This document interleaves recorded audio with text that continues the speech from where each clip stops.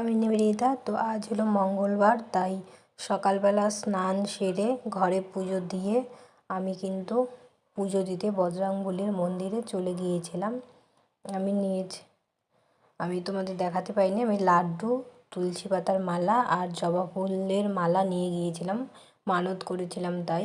তো পুজো দিতে গিয়েছিলাম। এই দেখো,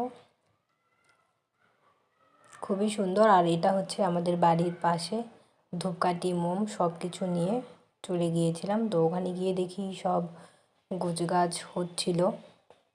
তারপর দেখো এখানে কিন্তু পুরোহিত মশাই পুজো করছিল। তো আজকের মতো ভিডিওটা এখানে। তো সবাই ভালো থেকো, সুস্থ থেকো, টাটা।